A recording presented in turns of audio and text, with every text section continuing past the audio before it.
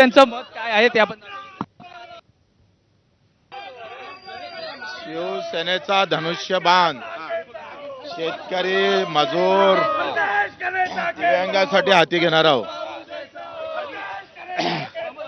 काल परवा ज्या चर्चा झालेल्या आहे, आमच्या सगळे मुद्दे शिवसेनेनं स्वीकारलेले आहे. पेरणी ते कापणीपर्यंत सगळे कामं MRGS मध्ये घ्यावं. हमी भावामध्ये ज्या सुधारणा आहेत त्या करण्यासाठी लढण्याची गरज आहे. लाडक्या बहिणीमधल्या विधवा बहिणी मात्र तशाच कोरड्या आहे. दिव्यांगांचं मंत्रालय स्थापित केलं शिंदे साहेबांना, पण त्याचं बळकटीकरण झालं नाही. या सगळे मुद्दे मान्य झाल्यानंतरच हा निर्णय घेतो आहे. बच्चू कडूचं काम राहील प्रामाणिकपणे शिवसेना राजकीय ताकद मजबूत करण्याचं प्रामाणिकपणे काम करू, पण त्याच्या बदल्यात आम्हाला हवा आहे शेतकऱ्याची ताकद, दिव्यांगाची ताकद. त्याच्याबद्दल कुठलाही समझोता होणार नाही. शिंदे साहेबांच्या नेतृत्वामध्ये दिव्यांग मंत्रालय जर उभं राहिलं तर ते बळकटीकरणासाठी प्रयत्न झाला पाहिजे. शेतकऱ्याच्या लढाईमध्ये 1 इंचही फरक पडणार नाही. प्रहार सामाजिक संघटना आणि प्रहार दिव्यांग संघटना कायम राहणार.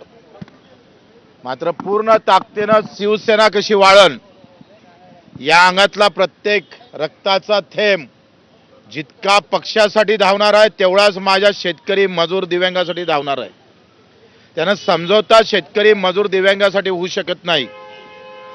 राजकीय आम्ही हा प्रवास शिवसेनेतून सुरुवात केली होती. मधात माझ्याजवळ अजूनही पत्र आहे. बाळासाहेब ठाकरे साहेबांना आम्ही माननीय बाळासाहेबांना आम्ही पत्र लिहिलं होतं का कर्जमाफी करावं, आणि काही मुद्दे तेव्हा कापसाच्या भावासंदर्भात आम्ही हा राजीनामा दिला होता. आत्ता पुन्हा शेतकऱ्याच्या मुद्दे आणि दिव्यांगाचे मुद्दे घेऊन शिवसेनेचा धनुष्यबाण घेऊन हा धनुष्यबाण माझ्या शेतकरी मजूर माझ्या वंचित घटकांच्या दिव्यांग बांधवासाठी कसा कामी येईल तो उचलण्याचा प्रयत्न करू.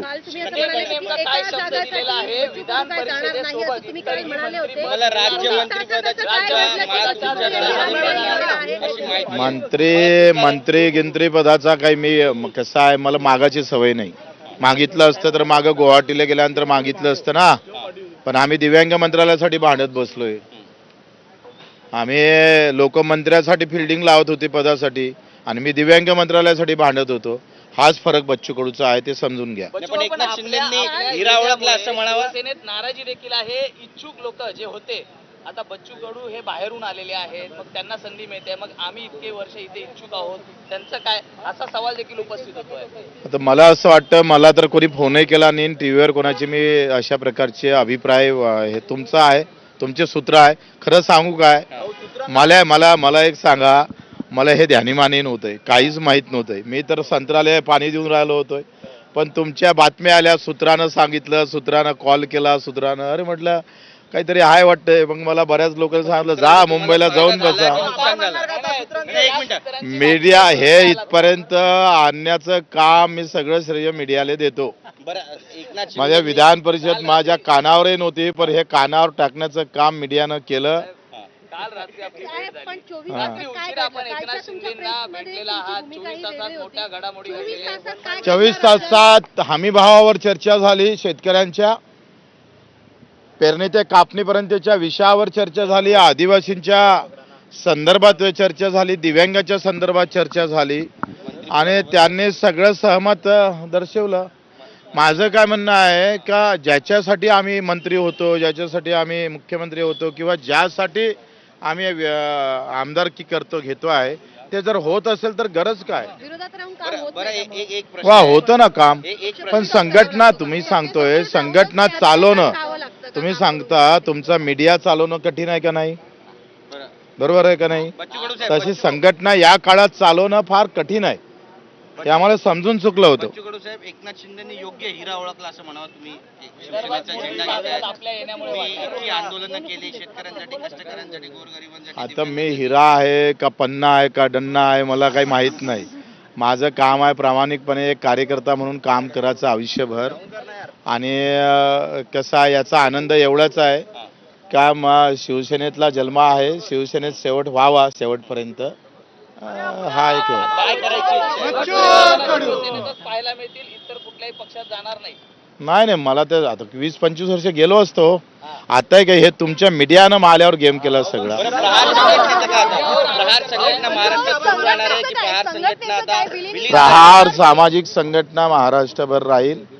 ज्यांना राजकीय इच्छा आहे ते शिवसेनेत येईल, ज्यांना सामाजिक काम करायचं आहे ते प्रहार संघटनेत राहील. पण संघटना ही सोबतच राहील की विलिनीकरण कराल? नाही, सोबत प्रहार संघटना राहीलच. पाठिंबा देणार? मेंटली पूर्ण पाठिंबा प्रिपेअर देणार. आता? आता मी शिवसेनेतूनच भरून आलो अर्ध, तर आता पाठिंब्याचा काय विषय आहे? मेंटली पूर्णपणे प्रिपेअर झाला शिवसेनेचा झेंडा हाती घेण्यासाठी आता, आणि शिवसेना वाढवणार? कसं आहे, आता 25 वर्ष राव मी एकटा लढत होतो. माझ्यावर ना कोणी मला नेता होता ना काहीच नाही. मी बिलकुल असं खुलेआम आपली पान टपरी चलारत होता. राजकीय पण तुम्ही भविष्य काय एकनाथ असेल? शिंदेची साथ सोडली नव्हती तेव्हा, पण आता पण तुम्ही शिवसेनेमध्ये जाते. काय चांगलं नेतृत्व आहे, सेवाभावी आहे. रात्री 2 वाजता सामान्य माणसासाठी दार उघडतं, म्हणून विषय झाला नाही. प्रहारचं राजकीय भविष्य काय आहे असा प्रश्न आता उपस्थित हा. आहे. राज्यभरामध्ये प्रहारचं राजकीय भविष्य काय असेल असा प्रश्न आता राजकीय भविष्य शिवसेना आहे ना. शिवसेने म्हणून कसं आहे, जिथं राहिलो आहे ना तिथं प्रामाणिक राहिलं पाहिजे. सामाजिक संघटना म्हणून काम करू आम्ही. आणि गुवाहाटीला छळताना सगळे गुवाहाटीवाले निवडून आले का नाही आले? मग तुम्ही काय बोंबलून राहिले? पण तुम्ही आधी जर लोकांना तर फटाफटा मतं मारले ना गुवाहाटीवाल्यांना.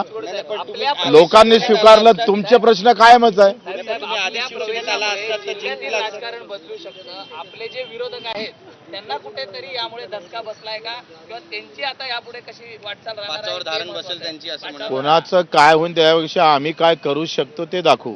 हा, पण आपल्याला जी ताकद आता ही आता लढाई मिळणार आहे, तुम्हाला आमदारकी परत जास्त मिळते सोपी त्यामुळे. जाईल का?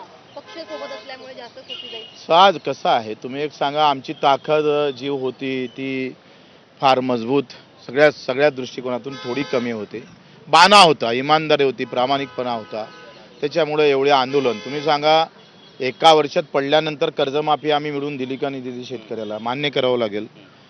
2,500 रुपये पगार मिळून दिला का नाही दिला? आम्ही मान्य करावं लागेल ना तुम्हाला. मजुरांना जे विमा लागू केला तोही मान्य करावं लागेल.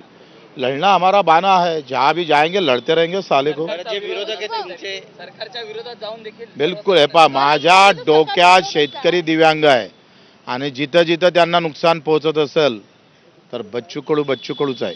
नाही, पण रवी राणा, नवनीत राणा यांच्याशी आता जुनं जे वैर आहे ते संपलं असं समजावं. महायुतीमध्ये दोन्ही घटक पक्ष एकत्र आहेत. व्यक्तिगत कोणाचं वैर आमचं नाही आहे, लक्षात घ्या. वैर काय, आता आमचं काय फडणवीस साहेबांसोबत वैर आहे का?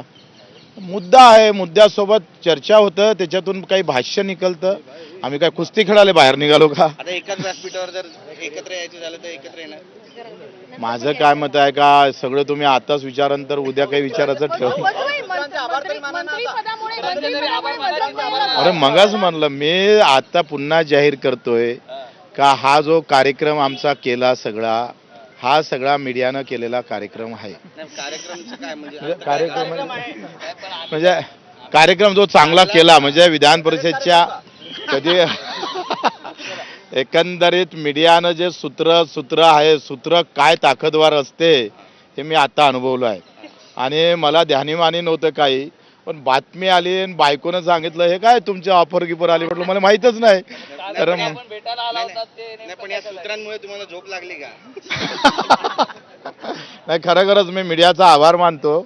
माझ्या लक्षातही नव्हतं, पण तुम्ही सगळ्यांनी तो पुढाकार घेतला आणि मला इथपर्यंत आणलं. धन्यवाद.